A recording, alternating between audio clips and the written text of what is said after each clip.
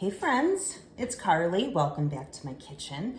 So today I am making freezer jam, which is something that I'm not really familiar with. I never made jams. I never did any canning or that kind of stuff when I was littler. My family just didn't do that. So I've done it a couple of times. I recently made some grape jam from some grapes that were not desirable to eat. And I hate wasting food, so I'm trying to use all of the food that we have and have zero food waste. Well, I recently, since it's strawberry season, I recently got some strawberries, and we ate just about all of them that we could. And these are just less desirable. They're not yucky, but they're not quite great for eating. So what I am going to do is I'm going to use these to make a freezer jam. I'm looking in my stainless steel mixing bowl. This is the smallest one. And if you look in here, there's measurements. Right here, I have about 4 cups. I'm assuming, it's a little bit above that, but once you break these down, then I will have approximately 4 cups of strawberries, and that's what's left over. What I'm gonna do now is take these strawberries and I'm gonna put them into my Easy Read measuring colander. This obviously is a colander. It's got holes so that you can run water and rinse whatever it is that you have. The bottom, if you notice, the bottom is like a round shape. This fits into most cans. So if you want to, put a can on top of this and tip it over, it'll drain all of the water out of your can, or if you can press some tuna. We also have a can strainer that does that, but this kind of doubles as that.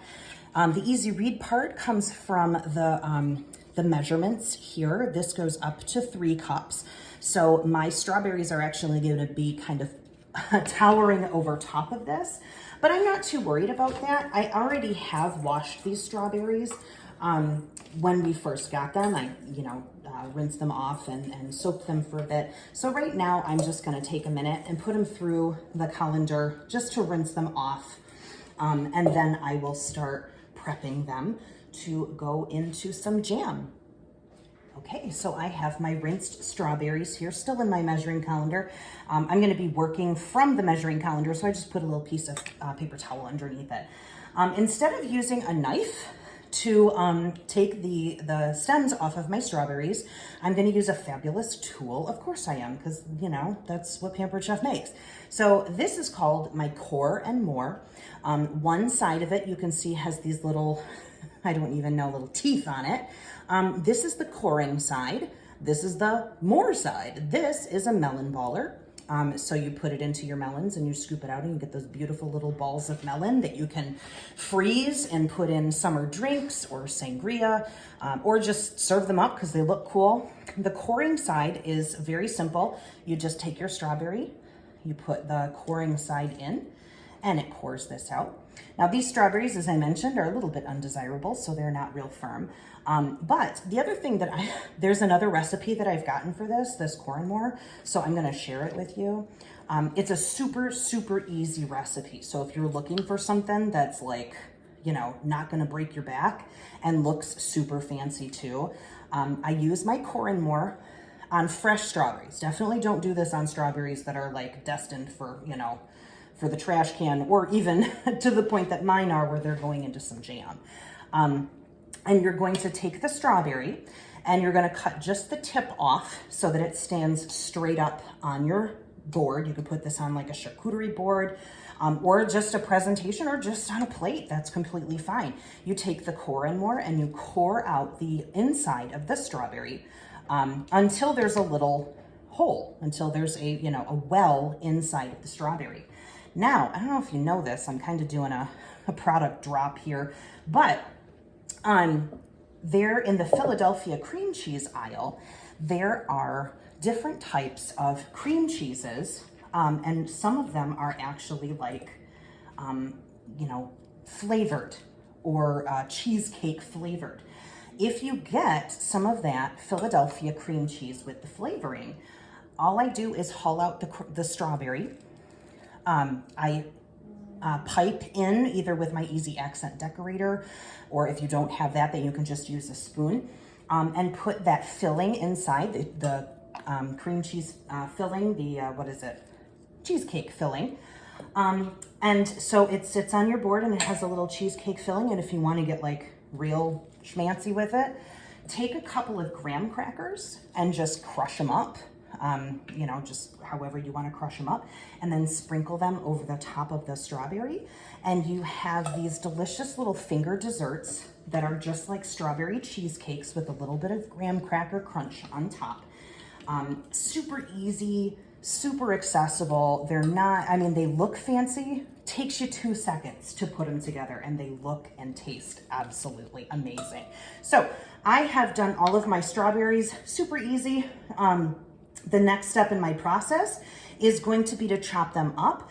I'm going to use my food chopper. I showed you this before, but the food chopper chops everything, including strawberries. I want to chop these up a little finer. We do have an egg slicer that will chop these absolutely beautiful, slice them into even slices. Of course, you can do eggs, but you can also do strawberries or mushrooms or things like that. I want these to be broken down a little bit more because they're going to be going into some jam. So I'm going to take my food chopper and I'm going to go right on top of the strawberry. And I'm going to break it down just like that. And I'm going to work my way through the rest of these strawberries, and then we'll be ready for the next step. So I'll see you in a minute. Okay, so I'm finishing up my strawberries here. Just breaking down the last little bit of them. You can see that they're almost jam consistency as they stand right now, but we've got a few more steps in the process. So those are broken down and I'm done with my food chopper. The next thing I'm going to do is measure out my sugar. So I am going to grab one of my Easy Read measuring cups.